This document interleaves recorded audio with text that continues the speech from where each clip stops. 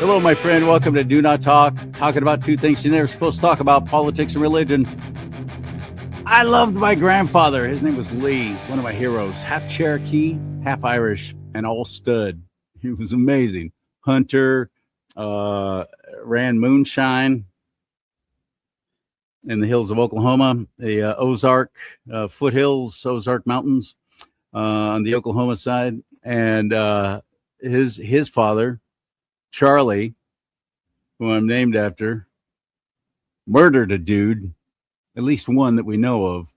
It was over a squabble about a woman, and stabbed him, and killed him. Ran up in the hills, hid out in a hollowed out tree until the law blowed over, as the rest of my family put it, until the law blowed over. And true story. It's quite a thing to find out about your past. But that was life in Oklahoma and Arkansas, I guess, in the turn of the century and into the beginnings of the 20th century. And especially if you were a Native American, Cherokee Indian, and you get forced to go there, and then they open up the lands, and all these people come rushing in, and they stake their claims. And just, can you imagine what life must have been like? Even 1910, 1920. Can you imagine what life must have been like? What a time. So I bring that up because my grandfather is the one who always taught me, son, don't talk about politics and religion. It's too divisive. Well, I love you, Pop. And I can't wait to see you again in the afterlife when we all get to heaven, what a day of rejoicing that will be. When we all sing Jesus, see Jesus, who will sing and shout the victory. I can't wait to see him again. And both my grandmothers, the grandfather I never knew on my dad's side. Can't wait. But I think he was wrong with that advice. But he wasn't the only one saying that. He was parroting or trumpeting what he'd heard others say. Oh, it's rude to talk about politics and religion in polite company. You don't bring it up at the dinner table. You don't bring it up at family reunions. You don't bring it up at Christmas gatherings and so on. Look where we are. Look what came of it. We became the silent majority, and I hate that, and I don't like that. And the media has forced it on us. Oh, well, you just take it. If you're on the right, you just take it. You don't say anything. Well, the left, they'll just act like children, and that's okay. You got to be the adult in the room. Don't talk about it. Wrong answer. Completely wrong answer. And I'm done with that. I'm not going to stay silent anymore, and I haven't been for a long time. So I hope you'll join me in that. Speak out. Don't be shy. Say who you are and what you believe in. And stand by it. Pray to the Lord for strength. Pray to the Lord for a boldness. But especially when it comes to sharing the saving knowledge of his son, Christ Jesus. We're commanded to do that. I worked with a guy at Salem Media Group, and it was a Christian company. And I'd already been working there like 4 or 5 years at that point, and he certainly knew I was a Christian. And then one time he said something, and I was like, wait a minute, you're a Christian? Yeah. We never said anything. I've talked to you about God before. I never knew. I was actually trying to sell you on the whole idea. And he goes, well, I know. I just don't believe in wearing my religion on my sleeve. Dude, what did Jesus do? What did he go through? What did the apostles go through? All to let everyone know about the saving knowledge of Christ Jesus, about the plan of salvation through his son. No one comes to the Father except through him. And we're supposed to tell everybody that. Everybody. How do you justify, oh, I don't wear my religion on my sleeve? Well, I just don't think I'm, not everybody's. I don't want to offend anybody. Oh.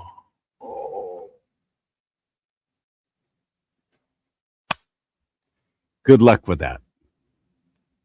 We're going to be held accountable. We are going to be held accountable for the people we don't tell about Jesus. Because if the Lord puts you in such a position that you can testify, share your testimony with someone, You can share your faith in Christ Jesus and what he's done for you and who he is. The Lord puts people in our paths. And if you let that go, you don't take that opportunity, somebody else will. If it's the Lord's plan for that person to know the saving knowledge of Christ Jesus, believe me, they're going to know. And then I've heard Christians say, well, they say drive by church every day and they know that there's a church there and they read the marquee out front and everybody's welcome. That's it.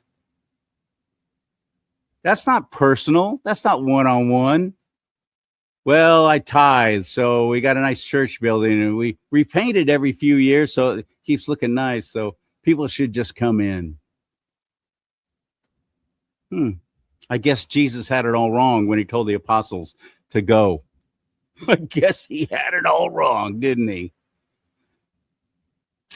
Anyway, there's things going on in the world, especially now in the United States of America, that I never thought I would see happen. I knew that there were nutbags who did not believe that the Holocaust actually happened in Nazi Germany. I knew of them. I don't know any of them. They're not friends of mine. I don't hang out with flat earth people either, because I think that's every bit as ridiculous. But it's very prevalent now. And it just ties in with the whole anti-Jew thing, doesn't it? So this is all something that nobody would ever talk about, especially if you're conservative. Oh, you didn't talk about those things. Yeah, it was a terrible time. Okay, so how about them Dodgers? We're going to talk about it now with my friend Arthur Schopper. He's back on the show again. Love when Arthur's on. The writer, commentator, author, and just an activist, man. He's involved in things that most people would completely shy away from. He's very bold. And I admire and respect people like that. And let's get him into the mix now on Do Not Talk. Are you ready? Hit it.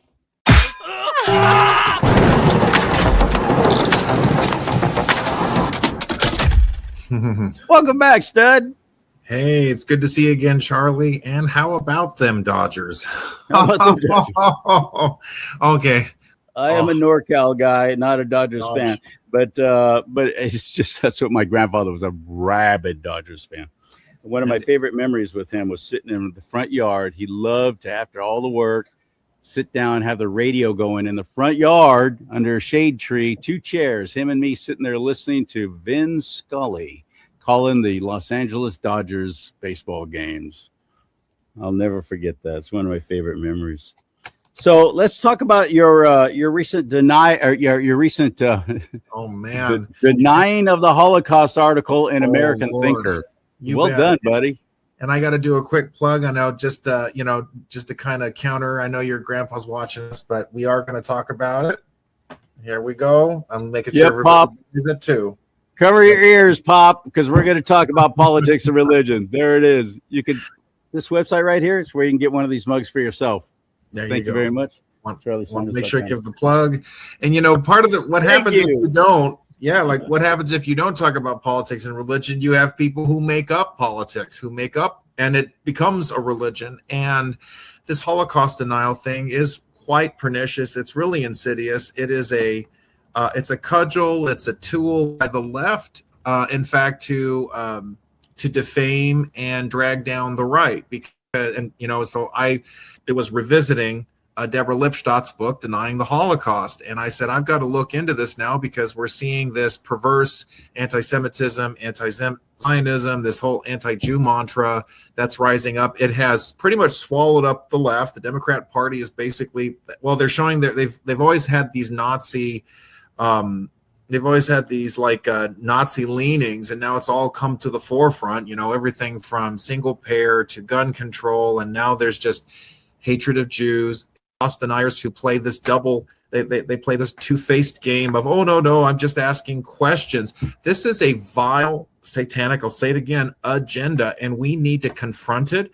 So to me, there was no better source to look into than Deborah Lipstadt herself. Why she matters is that in this very book, Denying the Holocaust, she went after the premier Holocaust denier of her day. It was a gentleman, it was a British guy named David Irving. David Irving wrote all these very engaging, momentous, very like pacing, really racy style type of history. He had a really racy style to his writing that really captivated a lot of people. He wrote in the 70s and the 80s. He is still alive, but he now has Alzheimer's, thank goodness. But he was writing just repeatedly, well, the Holocaust really didn't happen. It was a misunderstanding. Only 400,000 Jews died, and it was due to mismanagement and incompetence or bureaucratic setbacks, et cetera, et cetera. And Deborah Lipstadt, she had the guts, and she wrote it very plainly. And she said, he called him a Holocaust denier and a falsifier of history. Now, them's fighting words for a Holocaust denier who makes money off of his libelous, dishonest, publishing. That was his money. So when she exposed him as a liar, he sued her. A lot of people don't talk about this because I'll explain why this is significant in another angle, but he sued her. And as a British citizen suing somebody, it's going to be in a British court. Deborah Lipstadt couldn't dismiss it. She had to respond to it. She had to. She didn't start it. She's gone on many TED Talks. She's gone on many programs, and she says, I will support people's freedom of speech. She doesn't believe in punishing Holocaust denial. It shouldn't be fined. It shouldn't be censored. You shouldn't be sent to jail for it. But so she was held to answer. She went to court. What's interesting, though, is in that court hearing, she's not the one who took the stand. It was another academic named Sir Richard Evans. He's a Welshman, still alive, and he had 2 graduate students, and they went through everything that David Irving wrote. They went through not just his writings, but all his annotations, all his scholarship, all the work, all the research he did. Because this is how devious the Holocaust denial industry is. They throw up a lot of smokescreen, all these books, they quote stuff, and they translate and says, no, the original German text, the original German documents actually said, and this was a noteworthy example. It is so devious. I'm just going to show you how precisely evil it is. So Richard Evans explained in court there would be a word for train in German, and it just ends with like a T. If you add an E to the word, it makes it plural. That's the way the German language works with certain words. And so what happened is David Irving would mistranslate this stuff deliberately and leave off that one little word so that it was like there was only one train. And the train, so it made it look like it was an accident that a train full of Jews was sent to Auschwitz when it was really trains, lots of them. One especially towards the end, book. When Adolf was starting to see the writing on the wall that he's going to be losing this thing. He can't overcome the Russians and the Americans. This is not going well. They ramped it up. They absolutely fired up to where it was going 24 hours a day, these ovens. They'd pack them into a room and they would all do this mass shower. Well, that was full of some kind of poison. Zyklon B. That's it. Zyklon B. That's it. They would die, and right into the ovens they would go, so they didn't have to worry about burying and disposing of bodies. Oh, this was after they took, of course, all their jewelry and everything, even the gold out of their teeth or anything else. Yep. Their glasses. There were piles and piles of watches, piles of glasses, piles of teeth, piles. I've seen. There's film of it.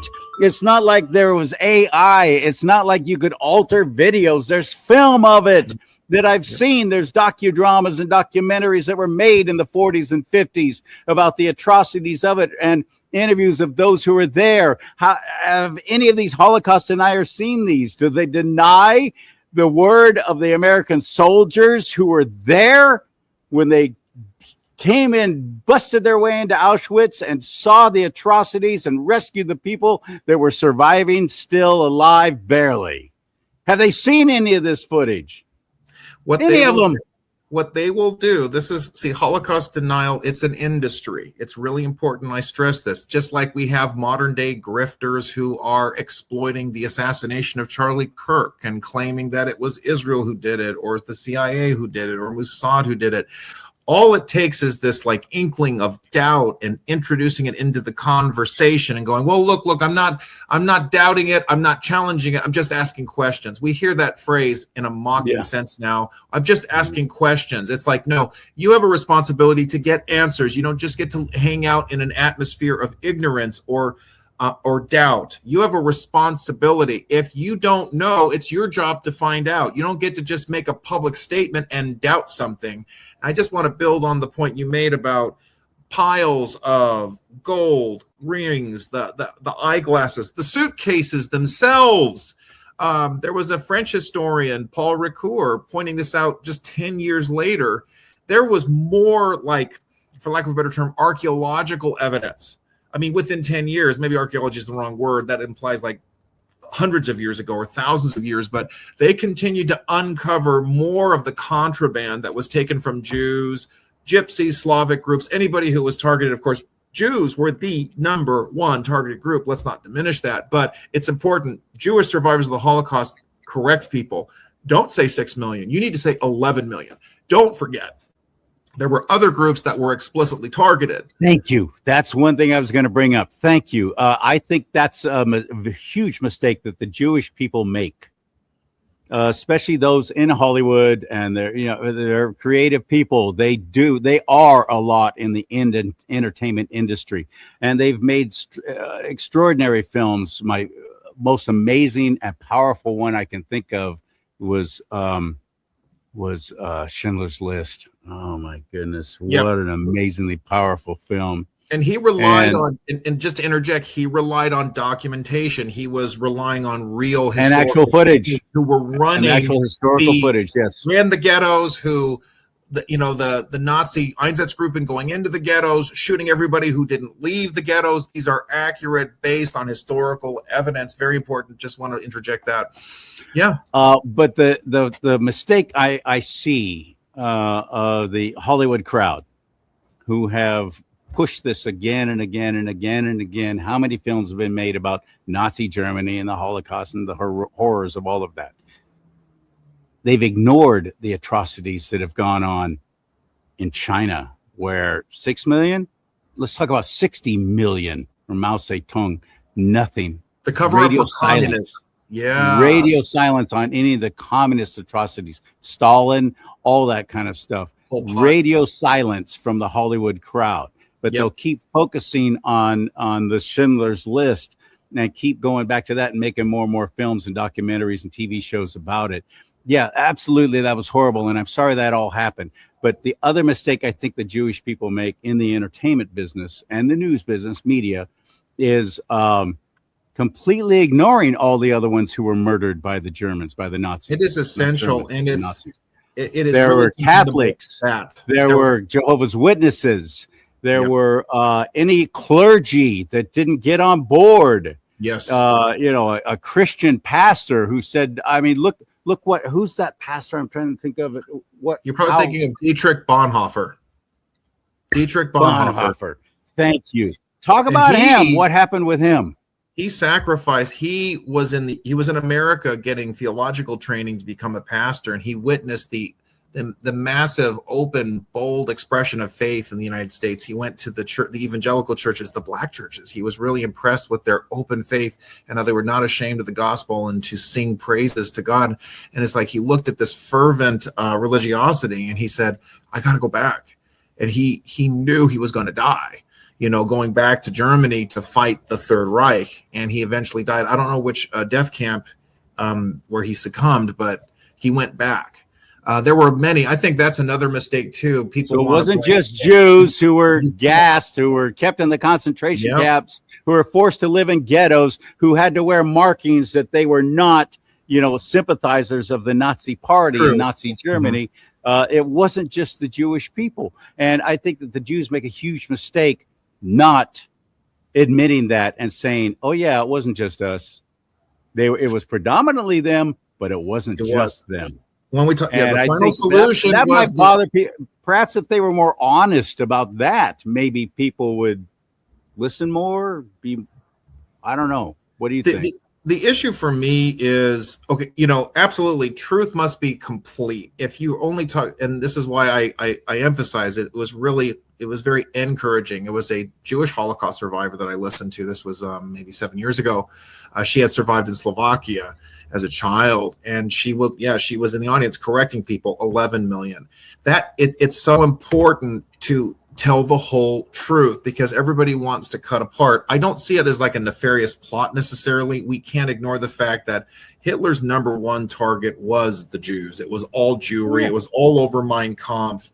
But it's in Mein Kampf, yeah, it's his book. Yeah, he's blamed them for all the financial woes of Germany after the First World War. Just the vile, again, satanic is a perfect word. I'll keep saying it because it's the best word to encapsulate the whole Nazi movement and, of course, the communist movement.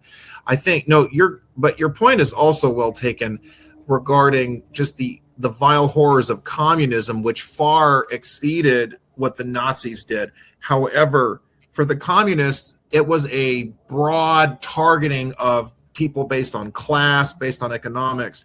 But when you have something as satanic as targeting the Jews, this has a clear satanic lineage from Haman, from what I'm trying to, you had what the Amalekites tried to do. This has been a multiple historical attempt to wipe out all Jewry. That's one reason it stands out. The other reason it stands out is that there's more of an emotional connection when it's an ethnic group, that people do remember the Armenians as well. That is far more pertinent, I think, in the public conscience. Enough that Turkey still denies it. Turkey still denies it. Do a movie about that. Nothing. And they should, because and they need to add to the fact that it was an Islamic genocide. But that's because it was towards Christians. Yeah, Islam towards Christianity. Armenians were targeted because they were Christians, and it's still a genocide because they wanted to wipe out them. Adolf Hitler joked about it. Nobody remembers the Armenians. He knew that was a template, a vile template he wanted to follow.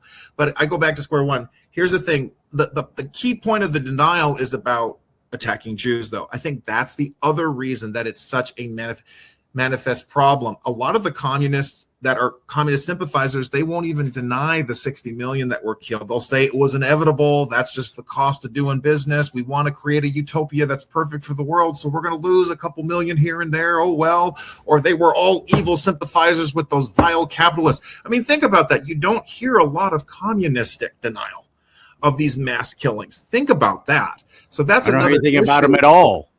They don't care, or they justify it. Oh, it was just a statistic. I mean, Stalin didn't hide it. He said, you kill one person, it's a tragedy. You kill a million, it's a statistic. He had no problem wiping out the 18 million in the Holodomor in Ukraine.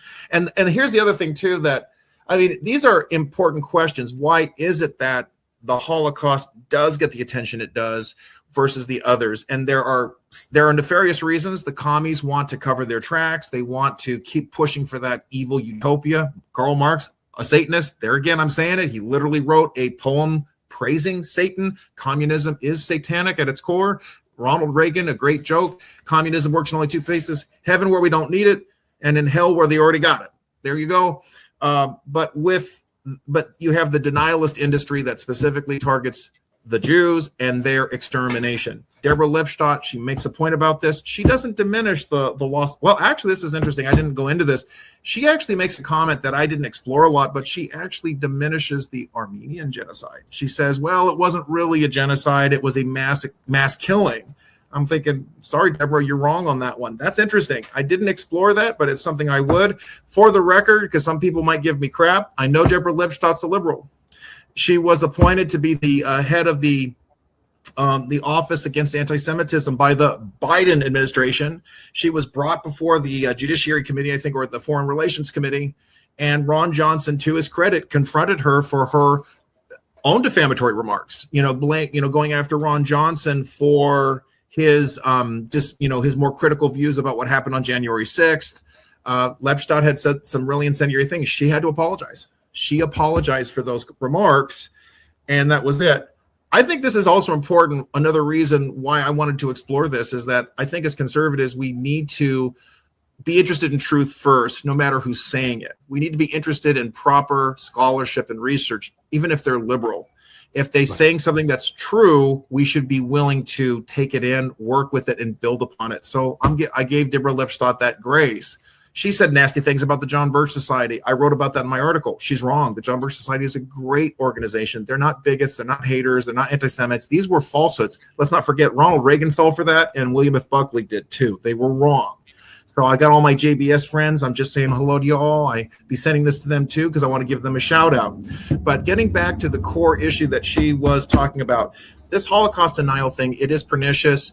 They rely on some very subtle trickery in order to push this. I want to go back to you're talking about the gas chambers. You had a bunch of pseudo scientists and academics. There was one guy. He was an advocate for using gas chambers for execution.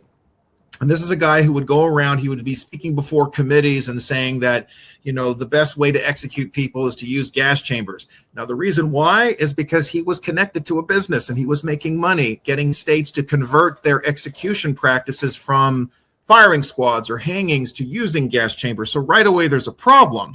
And this same creep, he was also saying there is no possible way this could have happened. He had some guy, or he claimed, or he went to Auschwitz and he went to one of the bricks and he checked the residue. This is how devious they do this. So he says, well, look, I checked the bricks and, well, there wasn't really a strong stain of Zyklon B. So there's no possible way that it was to kill them. It was just to kill the bugs. It was just to kill insects because they were doing a laundry service. I kid you not. This is the kind of crap that they will push. The delousing, and they'll dress it up in all this nice science, quote unquote. And this was in a court. This had to do with a Holocaust denier in Canada. And so he was in Canada making the testimony, supposed to be a witness for the defense. And you had the judge who was like, do you have any expertise in this science or that science? Do you understand anything about chemical, strains or chemical development? And everything came crashing down. It's like this guy was just an advocate for using the gas chambers to kill people. And he was more of a salesman than he was a scholar. And the whole thing collapsed. Now, and then the verdict was that the guy was found guilty of Holocaust denial. Now, Canada, again, I'll say this, they're wrong. And Deborah Lipstadt, I want to talk about this briefly. She doesn't agree with criminalizing people for Holocaust denial. And now her reason is it gives more attention. Her reason is it inflames it and makes it stronger. Gives them a voice. It gives them a voice. I would even say, and I think that should be the attitude. There should be the larger principle of freedom of speech. The answer to speech is always more speech.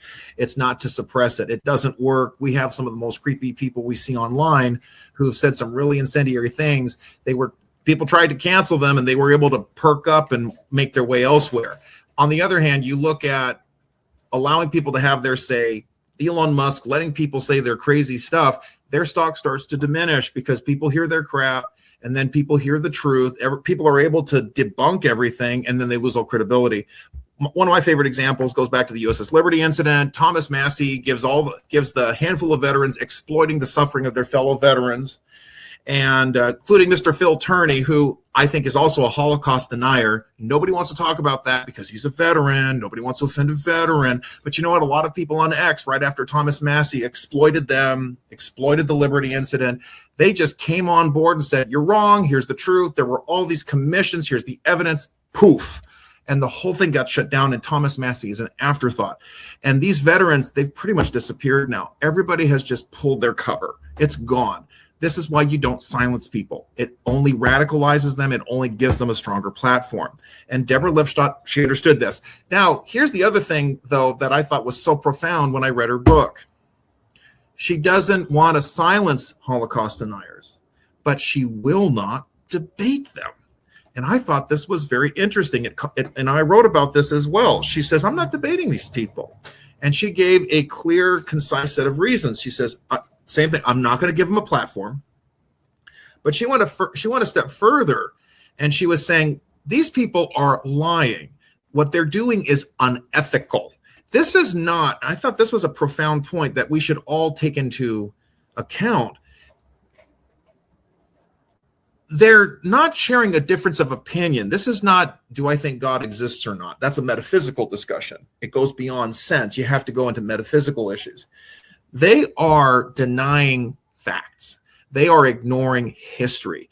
Would we tolerate a debate when someone says, well, I don't think George Washington actually existed? Or I think that 2 + 2 = 5. Or Deborah Lipstadt uses this example in one of her TED Talks. I think pedophilia is acceptable, and here's why. No, we're not going to discuss this. No, we're not going to give a platform for something that is so fundamentally unethical and destructive and completely dismisses truth, honor, morality, etc. There is a point where, no, we don't keep discussing this. I think even back to a similar experience when I was at Politicon almost 10 years ago. There was this creepy man in a dress, and he was advertising these coloring books, which were like explicitly naked people, and wanting to give them to children. And I said to him, this is not okay. And his answer was, well, why don't we talk about it? I said, no, we're not talking about this. No, you're not doing this. And that has to be the attitude when it comes to Holocaust denial. No, we're not discussing this. It happened, bitch. Sorry. Okay, I cursed. I'm sorry. No, bitches, we're not discussing this. Shut up. No, we're not going to discuss that communism is okay. It's not okay. No, that has to be the attitude. And I mentioned it a little earlier. We've got two creepy people who are going to be debating the issue about Charlie Kirk's assassination. This is obscene. This is vile. You have plenary evidence. We've seen courtroom evidence clearly delineate. You had this guy, Tyler Robinson, with his furry transgender partner. All the evidence is out there that he shot him. The videos are out there. The gun, him walking around in his pants, pulling it out. It's all out there. And yet we have creepy people wanting to profit off of this by having a debate. No, we're not doing this. I wouldn't shut him down. I wouldn't send him to jail. But I would say to people, we need to stop giving that an audience. We need to stop feeding that. So this is a larger issue, and I think it ties into a lot of the horseshoe problems or the woke right. They want to profit off of relentless doubt, relentless mentioning, relentless discussion. And I kid you not, going back 30, 40 years ago, you had an institution. It was called the Institute for Historical Review. Has a nice scholastic name, doesn't it? Sounds really flashy and upbeat and professional. This was a Holocaust denial organization. And part of the reason, sadly, it's a particular interest to me is because it was founded right here in Torrance, California. Kind of a sad thing. The guy who started it, David McCalden, was born in Ireland, but then he came to the United States, settled in California. He founded it right here in Torrance, California. Kind of a sad thing, but the good news is people protested. There was widespread outrage about it, and they eventually fled the city. Very happy about that. It was a profit game. There was like some grift to it. They even put out a challenge. They put out a contest. They said they sent it to all the survivors they could find who survived Auschwitz. And they sent them a challenge and said, we will pay you $50,000 if you can prove that one person died in a gas chamber. One person. So Deborah Lipstadt, she talks about this. This was a fascinating story. So she's not even paying attention to herself. She's giving glory to other people. I'll give her credit for that. Again, close to home, there was a gentleman, Mel Mermelstein. And I write about him in my article. He survived Auschwitz. He was a Ukrainian Jew, or what it would have been called Ukraine, or, that was the ethnicity, even though the borders were all screwed up at the time. He came to the United States, settled in California. He was in Long Beach, pretty close to me as well. And he was one of the people that received this challenge. And he made a bold decision. He says, I'm going to take him on. He says, I'm not sitting one back. Now, he had Simon Wiesenthal, the Nazi hunter. He had told him, don't do this. Don't do it, because there was this idea of you don't want to give them attention. You don't want to add credence to this. But for Mel, he's like, I can't let this go. We can't let them get away with this. It's the same way Deborah Lipstadt, she had no choice. She had to go to court and defend her statement that, yes, indeed, David Irving was a Holocaust denier and a falsifier of history. Now, this was what's so profound about this. It really shows, again, the other devious aspect of this whole Holocaust denial industry. So Mel Mermelstein, human being, he was put under deposition by the lawyers for the Institute for Historical Review. This is how ugly it is. Because think about it, we're human beings, right? So they would question him and say, okay, when did this happen? And what happened here? And what did it smell like? And what did it look like? Hitting him, trying to get precise. What happened here? What happened there? what is it about human memory? It's never going to be perfect. We're not going to remember everything 100%. You see how the game is played. The lawyers can then trip him up and say, okay, well, Mel, you said that you were wearing, it was a blue uniform. But wait a minute, today you're saying it was a green uniform. What's going on here? And that's how the game is played. It is so dirty. It is so ugly. Now, he had a great attorney who... And it's all just to bring doubt, just to put that little seed of doubt into a jury's mind. That is how the game is played. Now, this was so powerful. God bless Mel for doing this, by pursuing this. His attorney was able to make a motion, I think it's for summary judgment. It's not summary judgment, but it's like judicial agreement or judicial review. It's judicial something. I'm so sorry. I'm a little off my kilter on that part. But what he was able to establish is that based on the massive archives, the massive recordings, the massive testimonies, the judge presiding over the case in LA County said, we are going to stipulate as a fact that the Holocaust happened. It became a legal doctrine. That's different. Yes, we have the history books. You can have the evidence. You can have the archives. But when we're talking about questions of law, you have to establish that legal precedent. And Mel Mermelstein did exactly that. And because that was established, it was just a matter of time. IHR, they lost. And in fact, they tried to renege. They tried to avoid paying the $50,000. But they ended up having to pay for it because Mel was able to. The point is, he could give his testimony, and if he was off by one little fact or one little tidbit, it wasn't going to put the whole Holocaust into doubt. That's the point. They were able to play. They were able to push back and overcome the legal games that the IHR tried to do. It is fascinating. It is esteemable. This is a story that isn't getting enough attention. There was a TV movie was made about it, starring Leonard Nimoy. I've never heard of this until Deborah Lipstadt's book, playing Mel Mermelstein. That Holocaust memorial site, it still exists. Mermelstein moved it down to Orange County. It still exists. They receive guests, but you have to register to go. It's not just open to the public on a general basis. Mel passed away 4 years ago, but his record of accomplishment still stands. What is so important about what I shared with that aspect and the book in general is that Lipstadt shows how the game is played. She exposes the tricks they engage in, the documents that they pretend to rely on, the appearance of scholarship, which doesn't exist. And underneath all of it, it is unmistakable. It is anti-Semitism. Because again, they're not even talking about the Slavic groups that were targeted, although they do ignore that too. It's always about that Jews are pushing this and they have their nasty agenda and want to push all these things into different institutions, etc. And we have to undermine that legitimacy by pointing out that there was never a Holocaust to begin with. That is what undergirds all of this. It is unmistakable. And I've even seen David Irving, who lost his case. Yes, that was in 2000. He lost his case, and like a little B word. Okay, so I'm clearing it up now for your audience. I apologize. You might have to bleep those words earlier. He then declares bankruptcy so he doesn't have to pay. Because in Britain, you lose, you pay. And that's a great system, I think, tort reform. He went bankrupt, so he never paid anything, but it didn't matter. And I think it's so important. Deborah Lipstadt brings this up too. The whole Holocaust denial, punishing people, the censorship regime. Holocaust deniers love to play that game. Oh, you're silencing me. Oh, you're censoring me. Well, the chief Holocaust denier, he's the one who tried to censor people. He is the one who tried to shut down Lipstadt. He's the one who wanted to shut anybody down from calling another historian a Holocaust denier. Because if he had succeeded in that case, Penguin Books would have had to retract all the books they had published. You know, this book was published by Penguin. They would have had to retract that.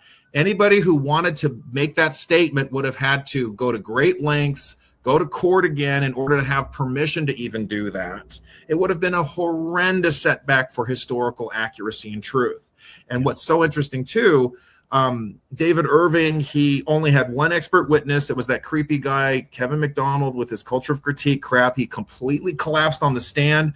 The entire transcript is available for the public. When push comes to shove, when it's a matter of law, when it's a matter of perjury, and they have to tell the truth, they can't spin it, because there's consequences for lying, they completely collapse. So it was just a really riveting set of ideas. It was a the incredible amount of information that Deborah provides in order to fight back against this stuff and to have a new idea on how to do it. We should not be giving them an audience. We don't take away their voice, but we don't promote what they're saying. And we have to have the courage to call it out, what is really going on. So it was just it was very enlightening. I'm glad I could put it out there. American Greatness even republished my article from American Thinker. Sometimes I wonder, because it wasn't like expressly America First themed, because it wasn't like an American policy or an American historical event, but it's because of Americans that more Jews did not die. It's because of America that World War II did end, VE as well as VJ Day. So there is that, for the most part, but I got some support. I got a lot of good feedback for this. And here I am sharing it with your audience. We shouldn't be tolerating it.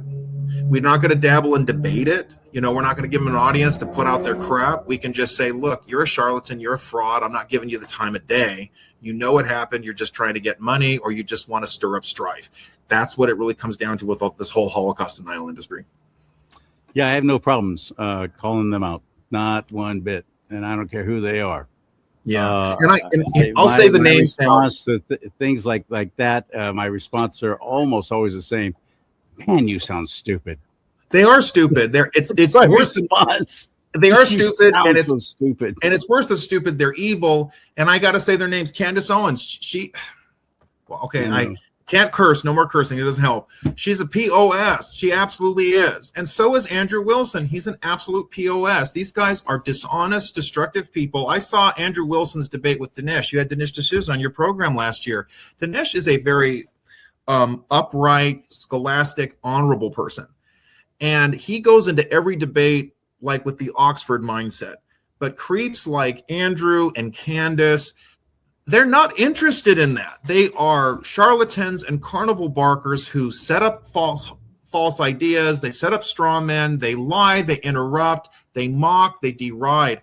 And we've got to stop giving that an audience. That's the solution here. There was a recent thing.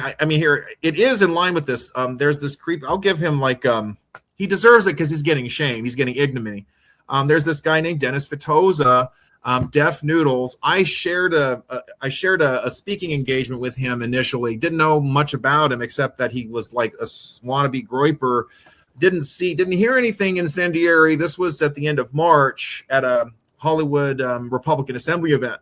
But this guy completely lost the primary. He was running for Congress. He got shut down. He was completely shamed in a debate with Matt Nuclear, an American of Ghanaian descent. Deaf Noodles is like Miriam Adelson. She has dual citizenship, and she's spending millions of dollars in our elections, and she's working for a foreign government and all this stuff. And then Matt simply asked, and then Def goes, and I understand this because, I have citizenship also in Brazil and Italy. And Matt just went nuclear on him and says, wait a minute, you have citizenship in other countries. And how much money have you spent in elections? You are a total hypocrite. And he just blew him up. It was beautiful. And even the other colleagues on the debate, they were like, wow, got him. And it gets worse and better.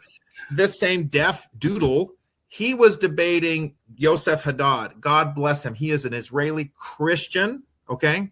He's an Israeli Christian. They were having a debate. I think it was called social media advocacy or something. And Def got so mad, he started physically threatening the Israeli, who served in the IDF, by the way. And Def physically assaulted him. The IDF guy pushed his head down to stop him. Def tried to come around and hit him. And then another time he was out in the parking lot, Yosef Haddad. This is all in front of people? And it's on video. I can share it with you. Yes. I got to see that. What? And, this is a good sign in a way. I'm sorry for Yosef Haddad being harmed. He just filed charges, by the way. Fingers crossed. We're going to see a Holocaust denier, groiper, anti-Semite going to jail. Yeah. But you see, this is the culmination point. The Holocaust denial is failing. The USS Liberty exploitation is failing. The anti-Semitism is crumbling. It's so cringeworthy. But people are speaking up. Deborah Lepstadt, she calls them out by name, even though she doesn't debate them. In fact, she even acknowledges that potential hypocrisy. Okay, you all are going to give me a hard time because I'm talking about these people in this book. But we have to point this out because it's being pushed on people, because now you got more people that start to doubt as well. You have everyday ordinary people who start going, wait a minute, you're saying this? Well, wait a minute, I don't understand. Because you have people that they're not nefarious. They don't have any bad, they don't have any negative agendas or anything, but they're not as knowledgeable about this stuff. And they don't know the tricks and the deceit, and then they get caught up in it. And then that's a point I think you brought up a little earlier. You know, how is it that, why is it that people are tumbling into this? We have people who don't have a knowledge of history. You're not hearing stuff being taught how to really analyze or assess historical documents or evidence. What happens if they get one little fact wrong, or if they get a detail wrong? Does that mean you throw everything away? Of course not. Any historian worth his salt. Bernard Bailyn, an excellent academic. He may have been liberal, but you never saw it in his writings. He was a very thorough, conscientious scholar. And he talked about, you know, history is never going to be perfect because we don't live and we don't have like one-to-one correspondent recorded memory of things. But, you know, just because you can't get perfection doesn't mean you throw it away. I mean, look, surgeons cannot get a completely antiseptic surgical theater. So what? Do they go to a sewer and do brain surgery? Of course not. They do the best they can. They can get it to 98, 99, 99.99%. You do the best you can. And the same is true with history. So, I mean, this is just, it's a fascinating topic. Deborah Lipstadt, academics had come to her in the late 80s, early 90s. Would you like to study Holocaust denial? She's like, I don't want to study these people. They're flat earthers. These people are losers. Why should I do this? But she saw how pervasive it was becoming. Oh my gosh, there's so much more. Thank you for giving me the time. Colleges, universities, right? They started to give an audience for this. You had college newspapers that were willing to advertise Holocaust deniers and their own advertisements in the newspapers. And Lipstadt was like, you cannot do that. This is unethical. They are telling you stuff that's not true. And colleges, universities were so weak in the knees, their misunderstanding of the First Amendment was so damaging. They're like, well, we have to give everybody's view. We have to give a viewpoint. It's like, wait a minute. Yours is a private newspaper. You do not have to. You can make decisions. Historians have a responsibility to make decisions, to say, this is true, that is false. It isn't all, well, we have a difference of opinion. And I want to go back to that again. This is how another part of how the game is played. I'm sharing a difference of opinion. I don't think the Holocaust happened. That's not an opinion. That's a falsehood. That is a fundamental challenge to truth. That's what you're seeing there. And then they play the game of, oh, well, you're not going to let me speak. Oh, you're trying to silence me. People will shut us down because how many shows have I had deleted because by oftentimes social media controlled by Jewish people, Mark Zuckerberg, Facebook being the biggest, most glaring example. And I've had shows deleted because it's medical misinformation, or because a COVID thing, medical misinformation, because it was election denier. You know, that's not true. We've deleted the show and we're penalizing you. And one more, we're pulling the whole thing. And of course, they ultimately. And what you're talking about, see, Deborah Lipstadt, the double standard. I hate double standards. I'm going to give her the benefit of the doubt because I've never heard her talk about COVID, but her standard would cover you. You have a right to say that the 2020 election was stolen because there's evidence for it. You can make that case. There is the evidence for it. People can say, well, it didn't go to court. Well, the problem was it was not substantive. It was all process related. Oh, you don't have the standing to sue. Goodbye. That's what it was. But there were four. I remember 21 cases went to adjudication and had to do with like bad voter rolls. Illegals were on the voter rolls, or people were allowed to vote who shouldn't have, or there were issues with how the ballot harvesting was done. And in 14 of the cases, the Trump administration actually was vindicated. But the problem with voter fraud is it's already happened. How are you going to look into every vote and get rid of the bad vote? But even if it was totally not, like, if somebody wants to tell me, I'll try to structure this, a different scenario. The election of 1788 was stolen. Now that's totally nuts because the election was pretty much electors. It was a very different system. It wasn't a popular vote. George Washington wasn't elected by popular vote. That's just a fact. So when someone says that, it's patently untrue. However, people should be allowed to say that. If Lipstadt is consistent with her philosophy, you should have been able to talk about COVID. You should have been able to talk about election issues. Nobody should be taking that down. That is wrong. It shows it's a power trip. And here's another way to look at this. This is a really good point you're bringing up. It's just this is bigger. God bless you, Charlie, where this is real discussion here. When it comes to, it's like people have a right to spout off, but they don't have a right to make me agree with it. And I don't have to debate with it. That's the key thing. And if people are wrong, they can be challenged. It's that simple. So if we're keeping consistent, nobody should have taken that down. And by the way, we've been vindicated 6 years later, have we not? I mean, Fauci's diaries have been revealed. All of that's there. And it goes back to Paul Ricoeur. It goes back to the 60s, the 70s. You had historians. They found more archival evidence. My God, the Nazis themselves, they told on what they were doing because they were so proud of it. It just goes on and on. There's just more evidence that keeps opening up, affirming the horrific atrocities that were perpetrated by the Nazis. They cannot deny it. Lipstadt's book gets into so much. It's not just what Holocaust denial is, what how they do it, the games that are played. There's one other question you've been bringing up, and I want to make sure we address that too. Why are they doing it? Why are these? Who are these people?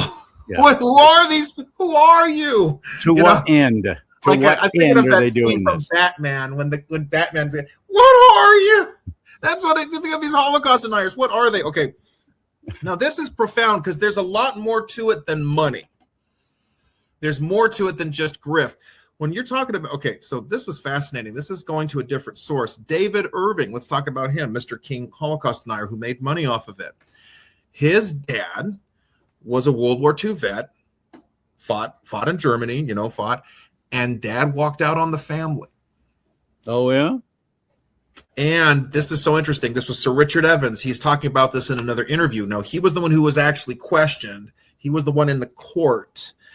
And David Irving was representing himself, defending his claim that Lipstadt had defamed him, right? When he was giving his closing arguments to the jury, he literally called the judge, he called him Der Fuhrer. He called the judge Der Fuhrer. What's going on with this?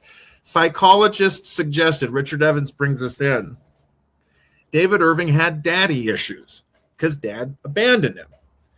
And he was looking to Adolf Hitler as that replacement father figure. It was like, Hitler was not a bad guy. My dad should have never gone to World War II. It's because you British declared war and you made my daddy go to war and I lost my dad. He walked out and Hitler wasn't such a bad... This is the psychology. Now that's with David Irving. So like this, there are issues here. We don't ignore this. With Candace Owens, we know she's a jealous B-word because she had the hots for Charlie. And Charlie married a much better woman named Erica, and she still is a very good woman. People hate her because she is a strong professional who refuses to exploit her suffering and cry on the camera every 5 minutes. It's called leadership. It's called being a parent. I can't imagine the horror this woman has to go through, still having to run an organization, care for employees. She didn't pull the plug on all these other people. This is it. Candace is jealous. Just to throw this in about Erica, too, she is doing an extraordinary job. Everybody wrote off Turning Point. Well, this is going to be the end. It's not going to continue.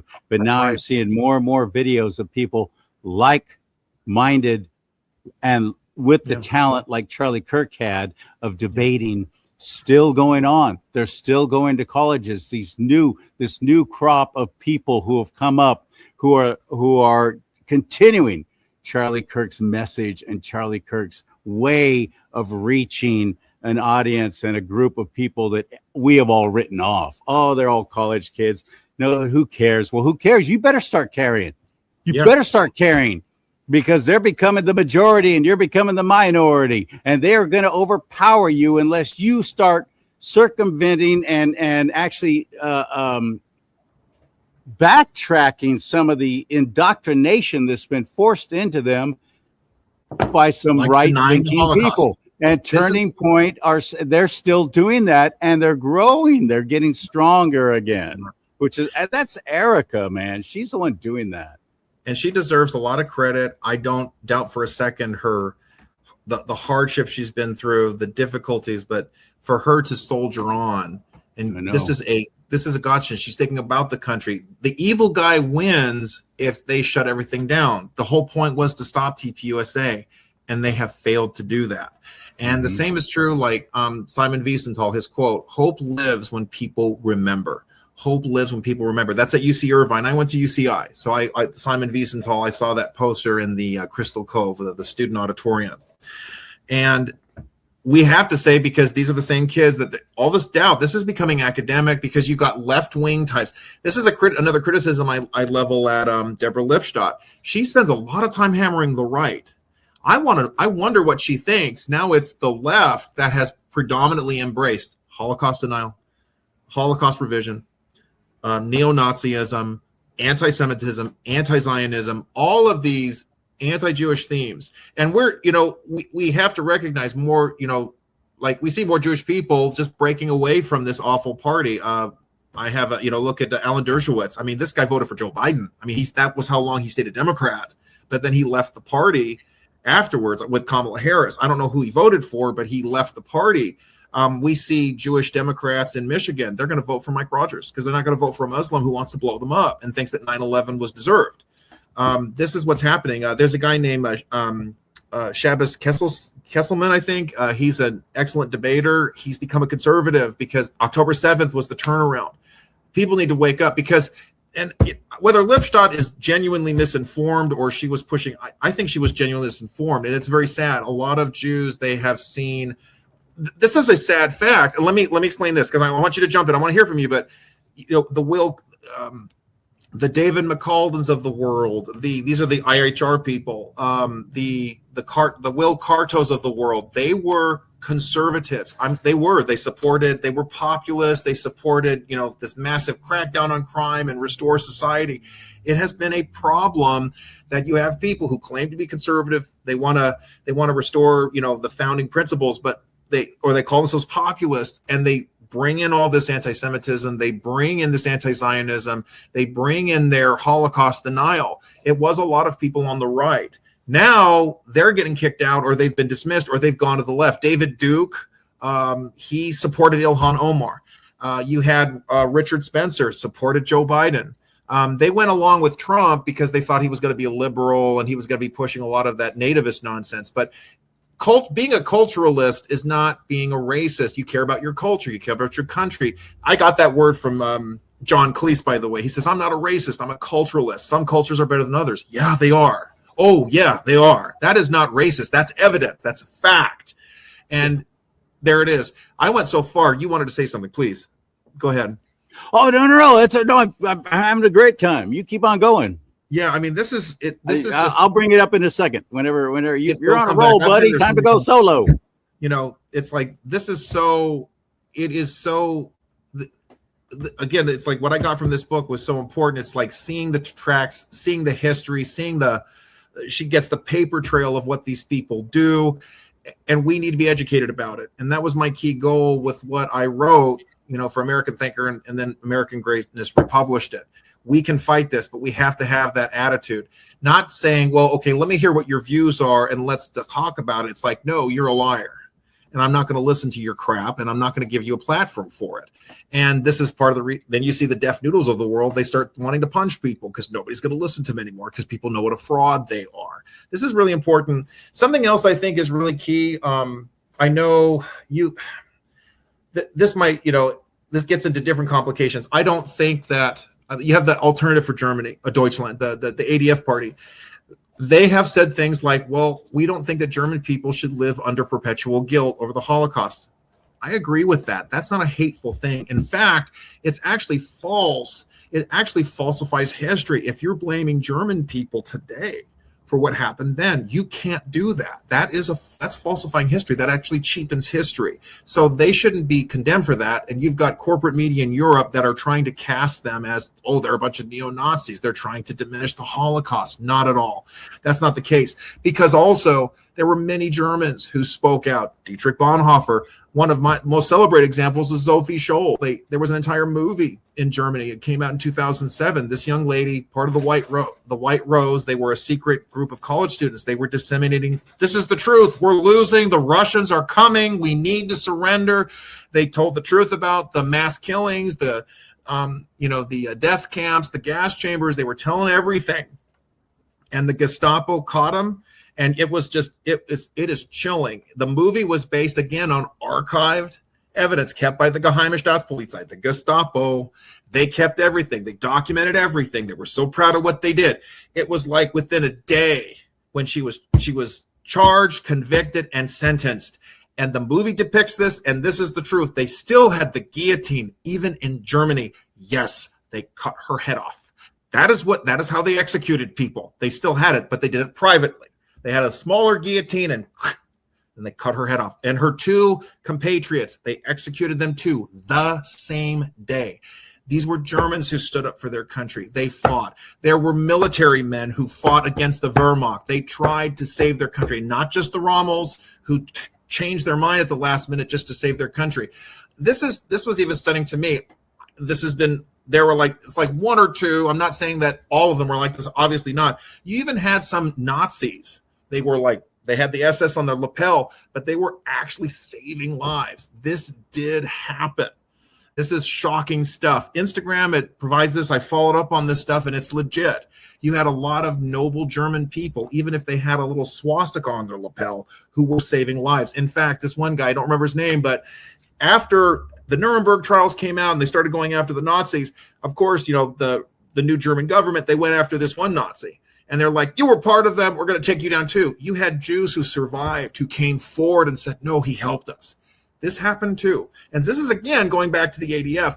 They are correct. You should not be punishing people today for what happened in the 1940s. You cannot do that. It is wrong. It is immoral. It is unjust.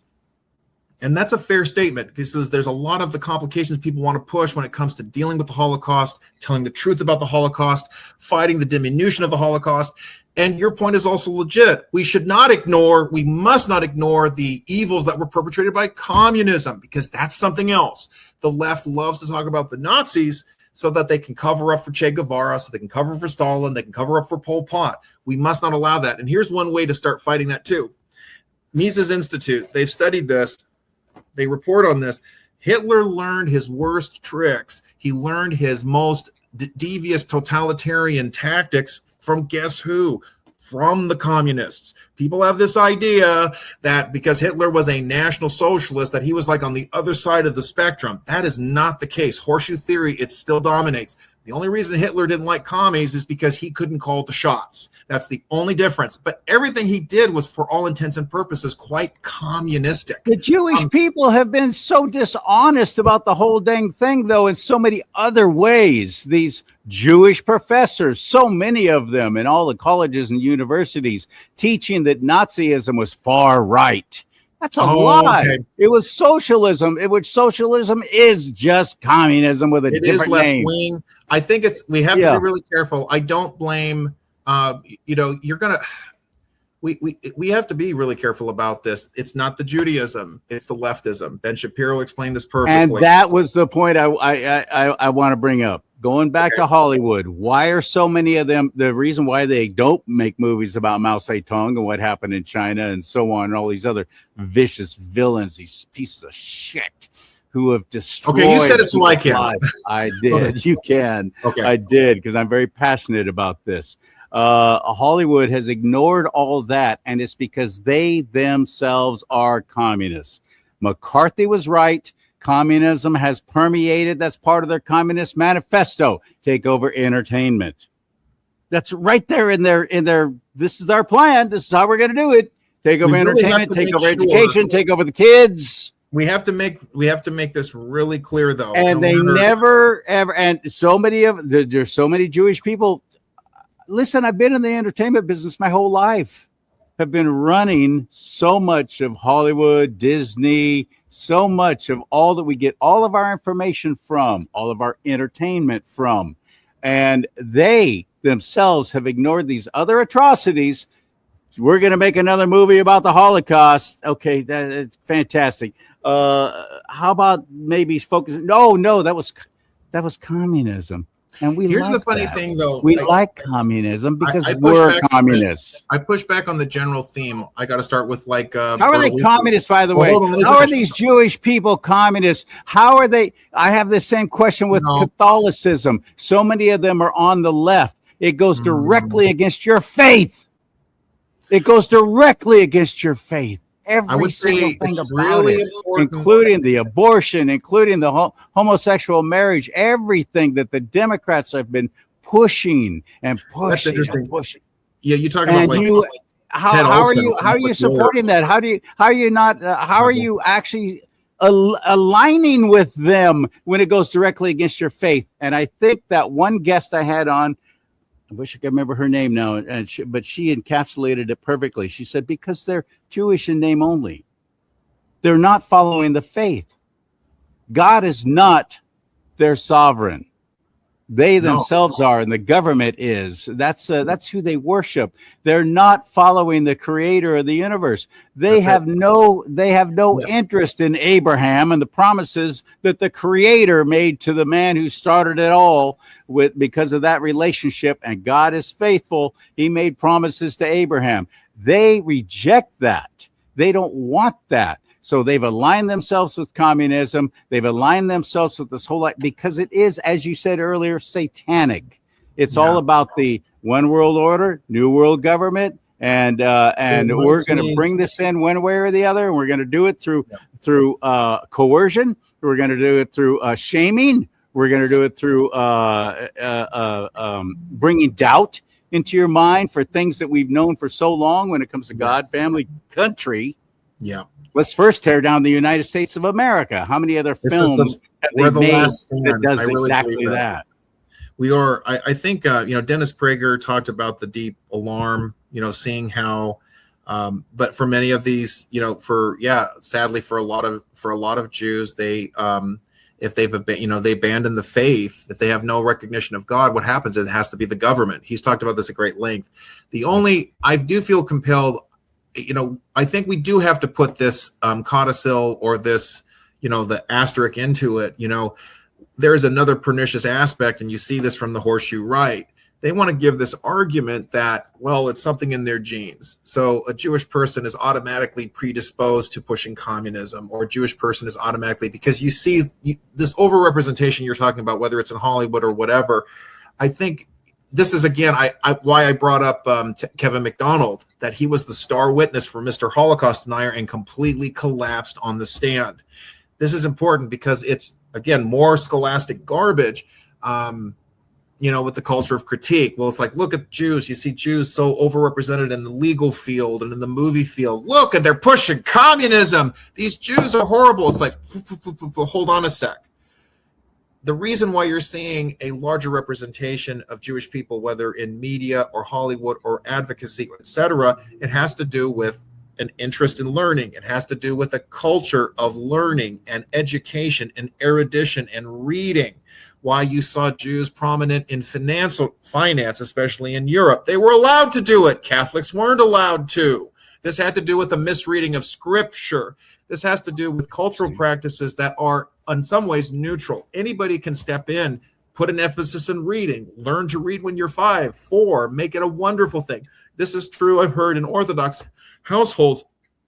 They put honey on the pages of Torah, so kids lick it and they associate sweetness with the word of God. Christians, why don't we start doing that? We should do that. Reading the word of God is cool. It's wonderful. It actually brightens your very essence. You've had Christian ministers talk about this. But see, there is that culture of something else too. It was Nathan Kofnis who debunked culture of critique.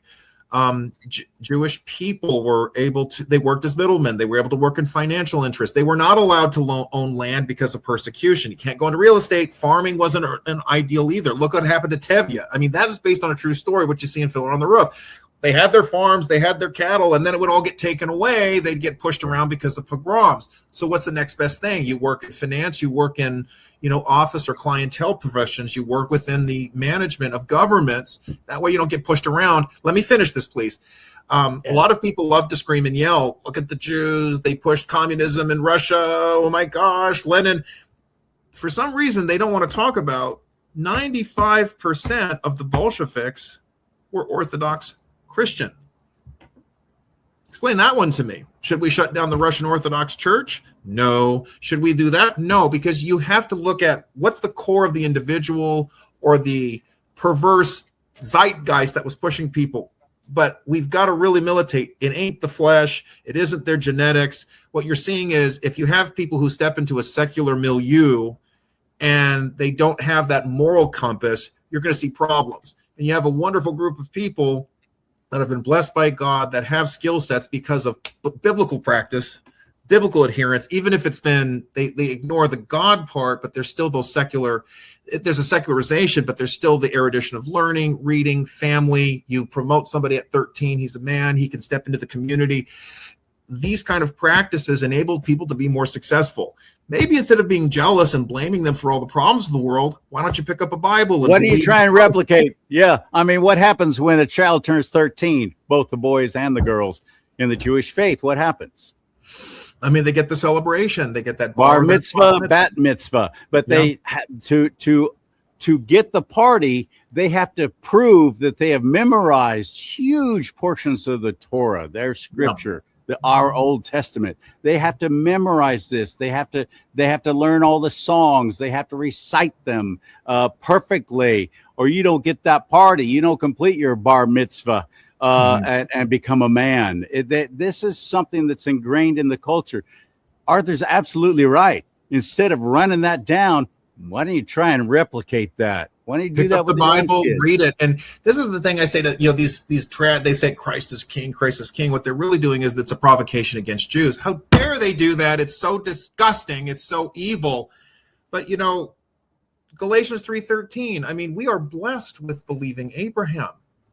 We are blessed with Christ brings us into that. Why are you complaining? I mean, because it goes to show, again, it goes right back to the Holocaust deniers. They go by lies. They want to blame someone else. They have daddy issues. They're secular. They can say Christ is king, but they're just as bankrupt spiritually as any guy on the street who doesn't even think about God. This is a very important thing we have to push against. And this is another reason why we have to be militant against this Holocaust denialism, the doubt games, the revisionist games. Truth is so important, and it's under attack like never before. We see it incredibly so with all of people can say whatever they want, and there's no fact checking, there's no consequences anymore. So we have to bring that guardrail with our own wisdom, our own discernment. And Deborah Lipstadt's book is a great resource for understanding what Holocaust denial is, how they get away with it, how to push back on it, the resources, and to know what the games they're going to play and how to undercut it. Because going back to that Zyklon B example, it was pretty insidious when you have this death penalty advocate relying on, well, I have this expertise in gas and samples and all this other stuff, and I can read the data, and you're able to look through it all and go, no, you don't, you're lying. You're wrong. You have no information. You have no expertise on this. And the other point, just getting to the specifics about it, well, there was only a trace of Zyklon B. Well, let's see, after 70 or 80 years, you think it's going to phase out a little. That doesn't mean it didn't happen. You can't, even the logical fallacies that these deniers engage in is just laughable. I would say, I think another big problem is, as long as you have laws on the books that punish Holocaust denial with criminal sanction or fines, you're going to still have this problem. This is a mistake. And, whether it's Jewish advocates or Gentile advocates, this is a mistake. This is not the way to go. You have to let people be stupid. If Deborah Lipstadt, with all of her liberalism, is willing to respect people's freedom of speech, then everybody else should too. It shouldn't be that complicated. Right. Man, well done. And find his story, Arthur's story about the Holocaust deniers in America Thinker, americathinker.com. American Thinker, American Greatness. I can announce today I finally got, into the 21st century. I have a Substack. I have a Substack now, Arthur_Shopper. If you want to post that at some point, that'll just make it easier. Anything on a blog spot, I'm going to start putting it there, especially the articles that we have talked about. You'll find them there too. It's just and people will it'll be emailed to them. I'm learning how to step into this new technology. Good. That's not really good. I'm not on there. Not yet, at least. So it's substack.com. And then what? How do you find it? Is it like Yeah. a / like Rumble, or how is it? I know. What happened? Oh no. What happened?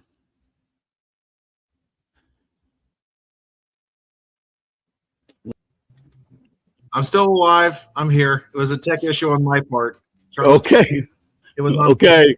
I'm getting a little paranoid these days. Anytime we talk about serious subjects. I hit the wrong button, so I'm not afraid to admit I've made a mistake. In the meantime, though, I found it. It's substack.com / and then the @ symbol. Yeah. Arthur Shopper, SCHAPER. After all this time, I finally got on board, So there it is. A special thank you to Larry Sand. He said, Arthur, you need to open up a Substack. What are you waiting for? And I finally did it. So there it is. I keep getting people telling me that too, and I need to be on Telegram and all this stuff. And I'm like, I'm not going to put any more effort into something that's already not making me any money. Telegram's not going to work. Just go to Rumble, okay? Rumble doesn't shut me down. They haven't deleted one show yet, and I've gotten some pretty serious subjects on there. Yeah. Rumble.com / do not talk, and find Arthur at Substack now, and of course his blog spot and everything else. You're fantastic, man. You're fantastic. I really appreciate you. Thanks for having me. I appreciate it. You bet. I'll talk to you later. There you go. And he bought one of my mugs, so that always makes me happy. He actually bought one of my mugs. I didn't give it to him, and I probably should have for all the times he's been on my show. But he bought one of these big old 15-ounce coffee mug. Big old 15. I love big mugs. And I cannot lie. The mother brothers can't deny. I also have shirts and hats and ways for you just to give if you want to support this ministry. I sure would appreciate it. Buy me a cup of coffee. Buy me a tank of gas. Here in California, that's about $100. So thank you.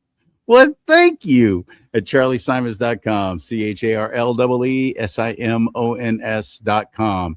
May God bless you and keep you. May God bless America. But most importantly, America, bless God.